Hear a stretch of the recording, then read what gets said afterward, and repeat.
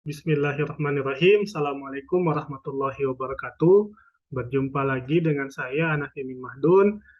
Pada kesempatan kali ini kita akan membahas sebuah topik yang cukup menarik, yang mungkin akan sangat bermanfaat bagi adik-adik mahasiswa tingkat akhir yang kesulitan untuk menulis jurnal dari hasil skripsi yang telah dia buat. Selamat menyaksikan. Menulis jurnal dari hasil skripsi yang telah kita buat itu sangat menantang karena kita dituntut untuk mengubah sebuah tulisan yang jumlahnya bisa jadi lebih dari 100 halaman menjadi sebuah tulisan yang jumlahnya itu bisa jadi kurang dari 12 halaman. Ini tentunya membutuhkan tips dan trik dan teknik-teknik tertentu sehingga jurnal yang kita buat itu bisa memenuhi kriteria publikasi pada sebuah jurnal nasional maupun internasional. Pada video kali ini, selain saya akan memberikan panduan bagaimana caranya meringkas skripsi kita menjadi jurnal, saya juga akan memberikan salah satu contohnya bagaimana jurnal yang dibuat itu berdasarkan dari tugas akhir, di mana jurnal yang akan saya tampilkan pada video kali ini adalah sebuah jurnal yang telah terbit di salah satu jurnal nasional terakreditasi Sinta 3, yang mana jurnal ini berasal dari hasil penelitian salah satu rekan saya, dan tentunya saya sudah meminta izin beliau untuk menampilkannya pada video kali ini. Sebelum menulis jurnal, ada baiknya yang pertama kita menentukan di mana kita akan publikasi, karena antara jurnal yang satu dengan jurnal yang lain biasanya template penulisannya itu berbeda-beda. Jadi ketika kita sudah ingin menulis, tentukan di mana kita akan publish, ambil template-nya sehingga itu menjadi acuan kita untuk menyusun sebuah jurnal dari skripsi yang kita susun. Dan yang kedua, satu skripsi itu tidak mesti menjadi satu buah jurnal, bisa jadi 2, bahkan mungkin 3 jurnal atau lebih.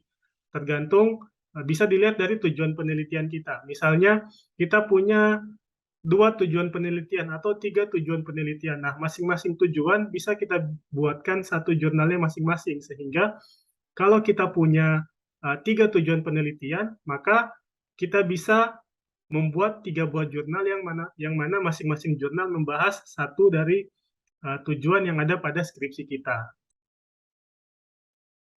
Sebagai contoh misalnya, kita menyusun skripsi yang berkaitan dengan bendungan.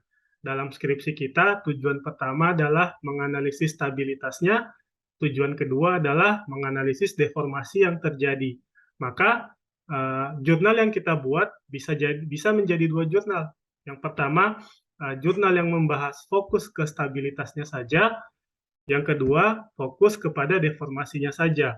Namun yang perlu kita perhatikan, jangan sampai ketika kita menyusun jurnal yang kedua itu terbaca sebagai plagiat pada jurnal yang pertama, karena misalnya pendahuluan kita cuma copy paste saja. Nah, ini harus kita parafrase sehingga di jurnal yang kedua isinya tidak sama persis dengan judul yang pertama. Bisa jadi kan karena kita pikir sama, kemudian pendahuluan di jurnal 1 kita pindahkan di jurnal 2. Ini tidak boleh karena dianggap sebagai plagiasi.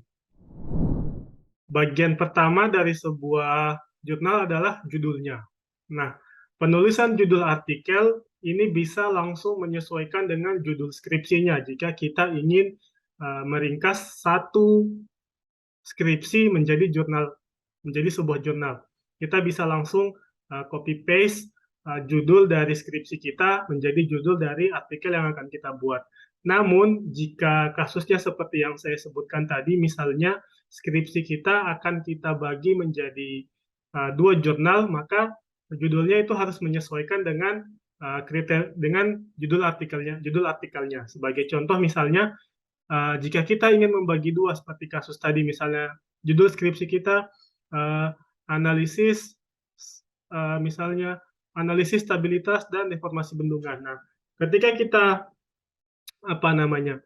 mengubahnya menjadi jurnal, maka jurnal yang pertama bisa saja judulnya analisis stabilitas bendungan, yang kedua analisis deformasi bendungan, seperti itu. Jadi judul yang kita buat itu harus sesuai dengan isi dari artikel kita. Tapi kalau misalnya kita cuman skripsinya langsung dirubah menjadi jurnal, maka judul skripsi bisa langsung dijadikan judul artikel yang kita susun.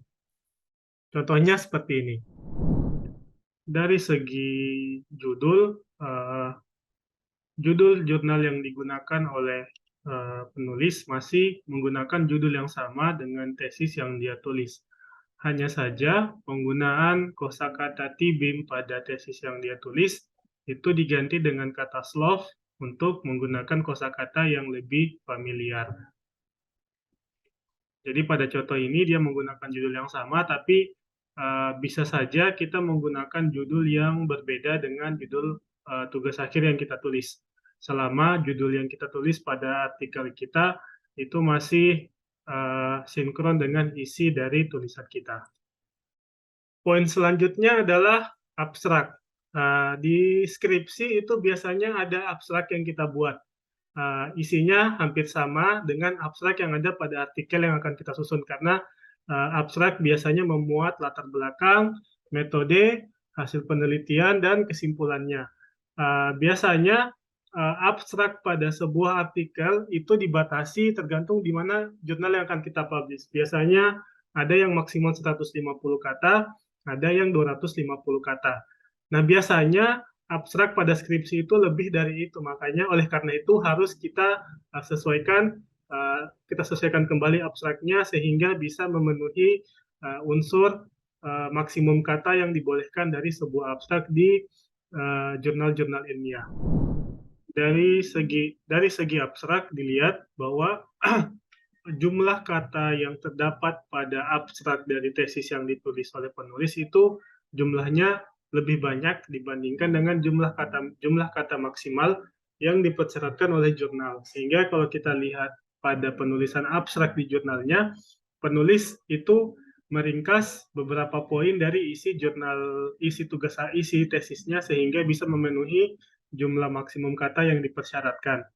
Nah, kita lihat kalau kita lihat sekilas, bagian dari intisari tesisnya itu adalah paragraf pertama isinya pendahuluan, paragraf kedua isinya adalah metode penelitian, dan bagian ketiga adalah hasil dan kesimpulannya. Nah, kalau kita lihat di bagian pendahuluannya itu dia mengambil bagian sampai sini. Dia cuma mengambil setengah dari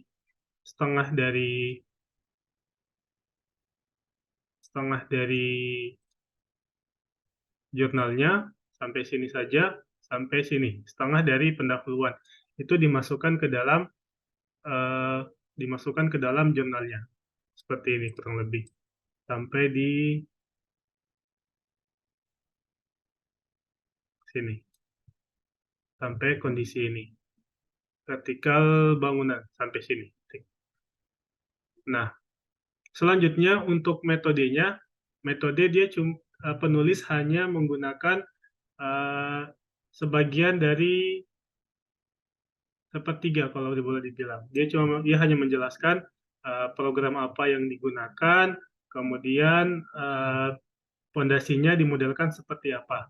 Ini sudah cukup untuk menjelaskan metode yang dia gunakan dalam tugas akhir ini. Ini sudah cukup jelas untuk menjelaskannya. Adapun hasilnya, hasilnya dia mengambil sampai di sini. Jadi dia mengambil semua sampai di sini. Seperti itu. Itu adalah gambaran dari abstraknya. Jadi bagaimana penulis mencoba memodifikasi intisari yang ada, kemudian menjadikan abstraknya sehingga bisa memenuhi jumlah kata maksimum yang dipersyaratkan oleh jurnal. Selanjutnya setelah abstrak ada pendahuluan. Nah, pendahuluan artikel biasanya berisi permasalahan, latar belakang, kemudian kajian terdahulu, perbandingan kajian terdahulu dengan penelitian-penelitian saat ini, serta memuat tujuan dan manfaat penelitian. Nah, bagian ini bisa kita ambil di bab 1 skripsi kita.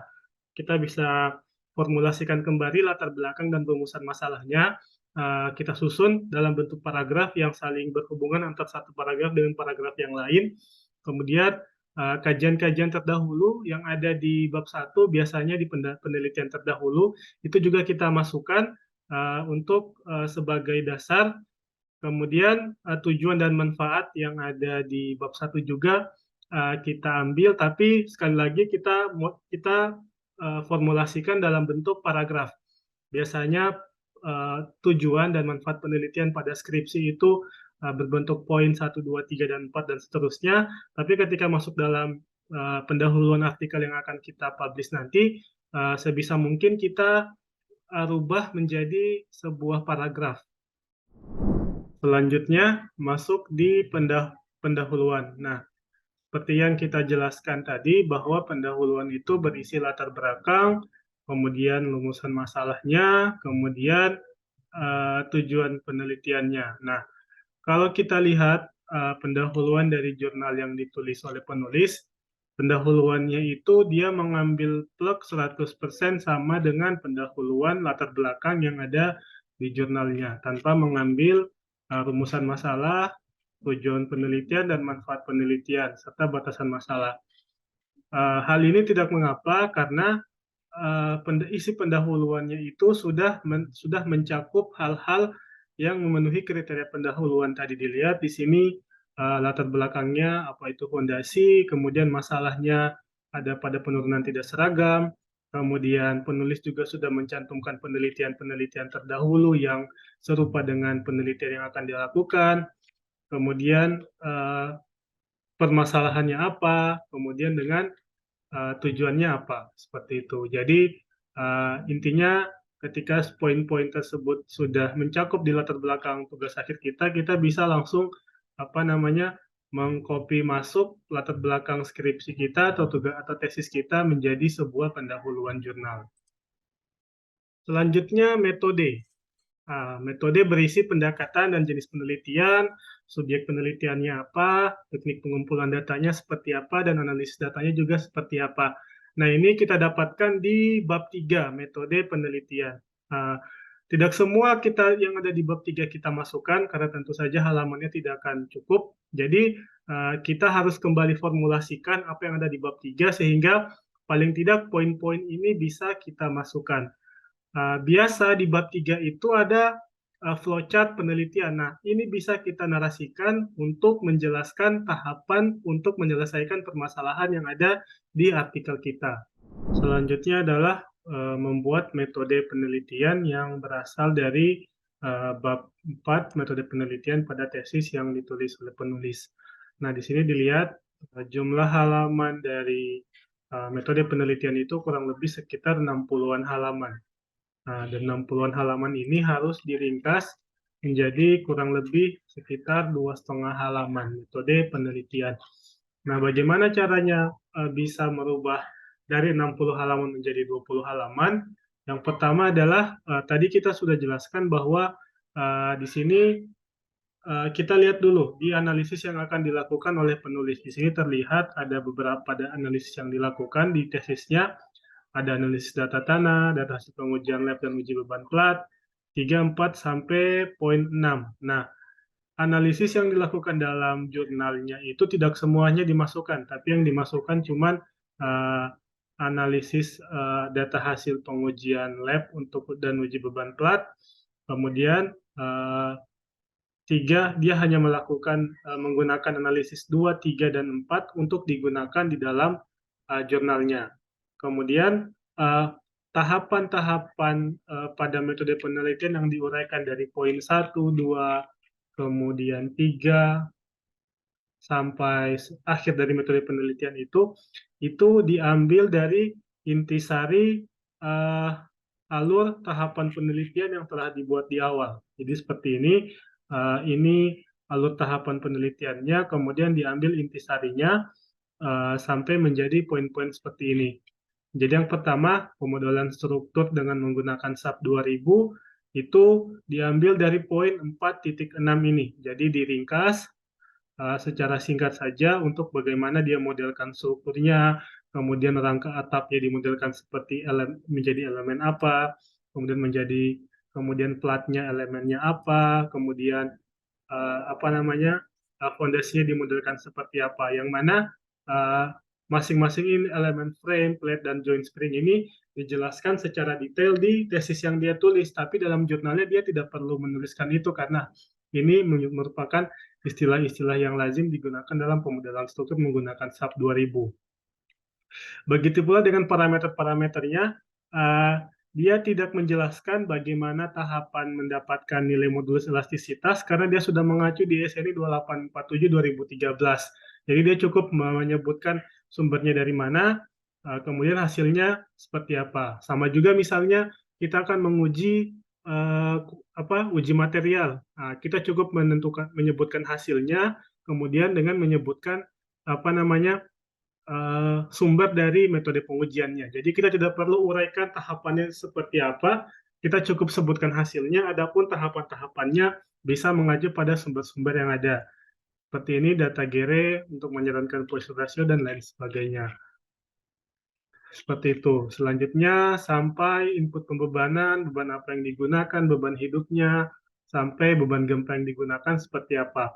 Jadi ini sudah jelas sumber-sumbernya dari mana semua. Maka di metodologi itu penting kita untuk memperkuat metode-metode apa yang kita gunakan, sumbernya dari mana. Cukup kita citasikan seperti ini. Selanjutnya hasil dan pembahasan berisi tentang hasil pengumpulan datanya, kemudian temuan penelitiannya, interpretasi dari hasil yang kita dapatkan, kemudian hasil dan diskusi dengan perbandingan teori dari penelitian-penelitian sebelumnya. Ini bisa kita formulasikan dari bab 4 hasil penelitian yang kita sudah susun di skripsi kita. Nah, perlu saya ingatkan lagi bahwa hasil dan pembahasan yang kita masukkan di artikel ilmiah itu disesuaikan dengan tujuan yang kita masukkan di pendahuluan tadi. Jadi misalnya kita hanya mengangkat satu tujuan penelitian dari skripsi kita menjadi sebuah jurnal, maka kita hanya memasukkan hasil-hasil yang relevan dengan tujuan penelitian tersebut. Kita tidak perlu memasukkan semua hasil penelitian kita jika kita berniat membagi skripsi kita menjadi beberapa jurnal. Contohnya seperti ini. Selanjutnya masuk ke bab hasil dan pembahasan. Nah, tadi kita sudah sebutkan di judulnya bahwa dia cuma menganalisis penurunan fondasi telapak dengan simulasi numeris. Juga kan di abstraknya juga dia menghitung tentang angular distortion. Nah, di hasil penelitiannya, poin pertama yang dia masukkan adalah penurunan. Nah, kita lihat di bab 5 hasil dan pembahasannya itu ada sampai 9 poin yang ditampilkan. Namun di jurnalnya kita langsung fokus ke perhitungan penurunannya saja. Jadi poin 51 sampai 54 tidak perlu kita tampilkan karena tidak menjadi tujuan utama dari penulisan jurnal ini. Jadi kita langsung menuju ke poin penurunan fondasinya. Nah, kita lihat di sini penulis tinggal mengcopy kalimat-kalimat yang ada di sini seperti ini, seperti poin ini dimasukkan ke paragraf pertama jurnal jika terjadi gempa. Kemudian grafik juga ini diambil tadi dari hasil pengujian uji beban plat. Kemudian denah yang digunakan juga ada di sini, sorry di atas. Nih, denah yang digunakan, kemudian dirubah sedikit, diperjelas di sini joinnya di mana. Di sini tidak ada, tapi di joinnya sini disebutkan biar lebih ringkas. Kemudian hasil-hasilnya di sini dimasukkan semua juga.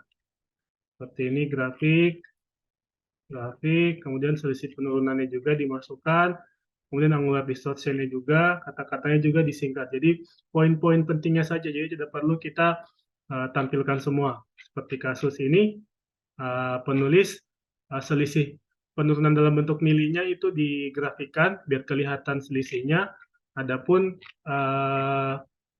persentasenya ditabelkan sehingga memberikan informasi yang lebih informatif. Kemudian beda penurunannya juga, angular distortionnya seperti ini kelihatan, joinnya di sini disebutkan juga, dan terakhir perbandingan momen. Masuk ke perbandingan momen. Angular distortion-nya, kemudian perbandingan momen. Jadi kalau dilihat di sini perbandingan momen, hasil analisisnya itu ada beberapa jenis pemodelan dengan kondisi yang berbeda-beda. Nah, analisis yang berbeda-beda ini kemudian diformulasikan menjadi satu gambar seperti ini, yang berbeda-beda momennya, sehingga hasilnya lebih ringkas. Dan kemudian hasil ini kemudian dijelaskan secara singkat namun detail seperti itu. Nah, selanjutnya ada kesimpulan. Jadi kita fokus kepada kajian kita. Ini diambil di bab 5 atau penutup.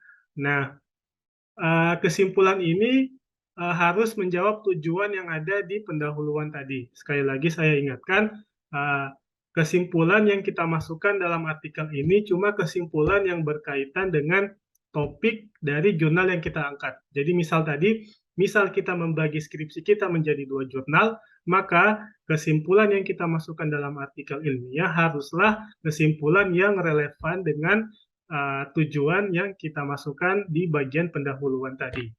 Sehingga dari pendahuluan, metode, hasil, dan kesimpulan itu sinkron.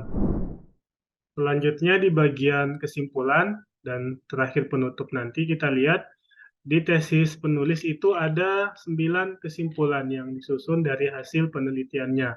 Namun kalau kita cermati dari 9 poin kesimpulan itu di sini dia cuma mengambil 5 kesimpulan dari poin 3, kemudian 3, 4, 5, 6, dan 7. 3, 4, 5, 6, dan 7. Karena hanya kesimpulan ini saja yang sesuai dengan isi dari penelitiannya. Yang terakhir adalah daftar pustaka. Jadi, daftar pustaka yang kita masukkan di dalam artikel adalah daftar pustaka yang dikutip saja. Jadi, misal kita menulis skripsi, kita menggunakan daftar pustaka 30 sampai atau 50, taruhlah 50, tapi ketika kita menyusun artikel, kita hanya menggunakan 15 daftar pustaka, maka yang 15 itu saja yang kita pakai.